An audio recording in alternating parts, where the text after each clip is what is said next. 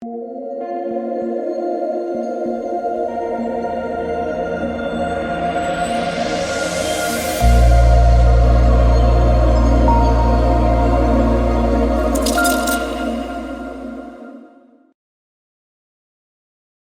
been a while, but we are back. Excited to talk about the showdown here. We got Game 5, Miami and Boston. I'm excited that the series got extended because I did not want to go over a week without basketball. Welcome, guys. My name is DK. In this video, we'll be talking about the showdown slate, Miami versus Boston. I also make content for Prize Picks and for No House Advantage. The sponsor of the video is No House Advantage. If you guys are not on No House Advantage and you're not familiar with it, it's a player prop site where you can play pick'em style. Where you're building lineups of player props and you're competing against other people, or you can play versus the house. They have basically every single sport you can think of, and they do have different payout structures. They also have nice promos today and on Friday. So if you guys want to give it a try, you can use the code DKDFS for a 100% match up to $100. It'll be linked down below. My advice, if you want to be profitable, is take advantage of all of that free money that you can. That's what I've done on all these sports books, is take advantage of those promos. So if you guys are not on No House Advantage, make sure you use that code. Give it a try. Would greatly appreciate it. And if you guys are looking for premium content, you can check out my Patreon link down below for DFS or for Prize Picks. And recapping yesterday, our last couple days for Prize Picks, we've done very well. Went 8-2. Finally, I was back. I was in Vegas for a while. Finally, I got back yesterday. I was able to play and had a great day on both Draftkings and Prize Picks. This was my DFS showdown lineup. Went with Marcus Martin, the captain, who had an awful first half, but thankfully salvaged in the second half. Tatum, Jimmy Butler, Kyle Lowry, Derek White, and Grant Williams. So had a really good day overall and hoping to keep that going for this slate. So let's do it. We'll go team by team. We'll start off with Miami. We kind of talk about the rotations, the injuries. So right now, the only guy in the injury report is Gabe Vincent. He's questionable.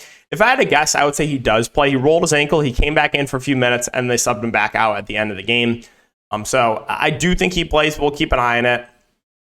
Starting lineup, assuming Gabe Vincent plays, should be Gabe Vincent, Strus, Jimmy Butler, Love, and Bam Adebayo. I do think there's an outside chance, though, that they shift Love out of the starting lineup. It's just not a good series for Kevin Love to be playing minutes in.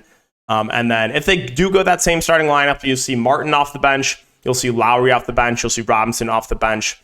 And you'll see Cody Zeller off the bench.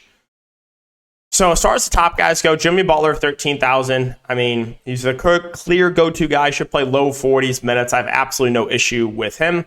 I think my only concern is potential blowout. The Boston just blows out Miami here at home. But assuming the game stays competitive, Jimmy Butler is obviously a good spend up. Bam Adebayo, 9-6. I think it's a pretty safe play. Back-to-back kind of subpar games for him. 22 and only 16 fantasy points. Did deal with a little bit of foul trouble last game too. But he's also had some big games. He went for 57 in game 2, 38 game 1. So I don't really have any super strong takes on Bam. 9.6K feels like a reasonable price point for him. Caleb Martin, 6.6K. I think he's going to play a good chunk in this series. I mean, 30, 32, 35 minutes now, back-to-back games. Again, his minutes have been ticking up. The minutes in Love have been ticking down. I think he's a pretty safe play. I don't really think he's a guy that has a massive ceiling. Like, I don't see Caleb Martin going for like 45, but I think he's a pretty safe play in the mid-range. Gabe Vincent, assuming he's good to go, should play 30-plus minutes. I also think he's a pretty safe play. He was very popular last game. I mentioned I liked Lowry as a pivot at no ownership. Lowry ended up outscoring him while shooting awful too.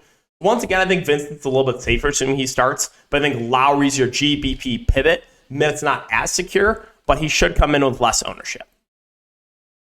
Scrolling out a bit more, I mean, you know what I'm going to say about Max Strus here. If he's playing well and knocking down the shots, they'll probably play mid-30s minutes. If he's really struggling, they can go to Duncan Robinson and he's not making the shots. But like with Strus, like if he's really making the shots, this guy does have a ceiling. He can go for 30-plus, 40-plus when he's making the shots. So a guy that does have a ceiling, but also a pretty low floor. Same thing with Duncan Robinson. Minutes not as secure for him. But if Strus is struggling, they can go to Duncan. Or if the game blows out, Duncan's usually in that closing lineup. But he's a much riskier play, I will say, than Strus.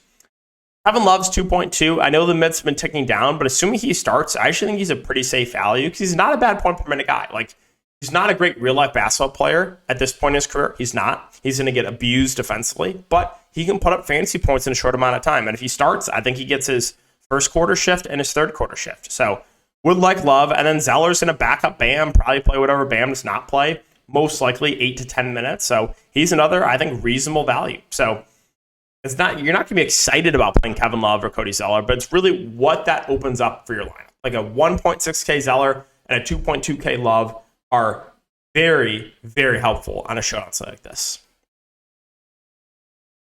All right, so let's move on to Boston. So Boston, you got Tatum at 13.2. I think he's going to play close to the whole game, probably in the low to mid 40s minute range. He's the number one option. I know he's been a little bit up and down, but when Boston's winning games, it's normally because of a pretty big game from Tatum. So I think he's super safe at the top. I would say a little bit safer, in my opinion, than Jimmy Butler. Jaylen Brown has really been struggling this series, and he got banged up a little bit at game one, and it's kind of been showing he's just not been making his shots, hasn't really looked like himself. So I would say Brown more of your contrarian GPP option, but that doesn't mean he's out of play. Jaylen Brown's still a guy that can go for 50 plus anytime he touches the court. So I like Brown in tournaments, but a guy that I think will be relatively low owned.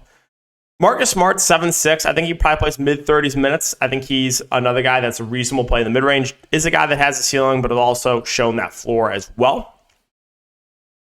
Horford and Brogdon, I think, are more contrarian plays. Horford, minutes have not been amazing on him. He's probably going to play close to that 30-minute mark. And then Brogdon, with the emergence of Derek White of late, the minutes have been ticking down on Brogdon, only 18 and 17 minutes last couple games. So here's the thing with Malcolm Brogdon. If he is playing well, they will close with him, right? Like if he's playing really well, they'll just close with him over Derek White. So I do have interest in Brogdon for tournaments. I know he's been really bad of late, but he's still a guy that can go for 30 plus fantasy points. So he intrigues me for GPP because he's a guy that when playing well, I think he can get extended. Derek White, I think, will be a pretty popular play. I have no reason he should start once again. I think he's a good play in both formats. Might be a little bit over-owned, but 26, 27 minutes. He's probably going to play high 20s minutes. I think a pretty safe option. Robert Williams, again, moved to the bench last couple games. Did play 22 minutes last game, but there was some Horford foul trouble. I think he's probably going to play somewhere in the mid-teens in minutes, which makes him an okay value play. But I actually think I prefer Grant Williams to Robert Williams at 2.6K.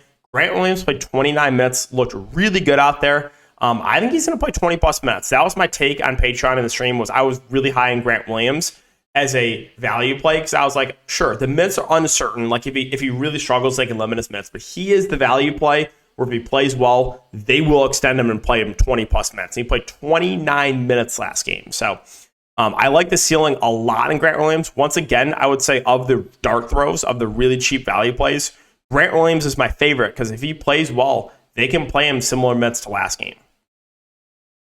And that's it. No one else should be in the rotation unless the game blows out. If you want to play for that weird game script where one of these teams blows out the other and you want to get off the board, the one guy I would look to would be Peyton Pritchard. He's a guy that, will be productive in garbage time. Obviously, in the 1 minute that he played last game, he went for 4 points. So if you think one of these teams blows out the other and you want to get way off the board in large field tournaments and want to play one of these punt plays, I think Peyton Pritchard would be a guy that I would look to.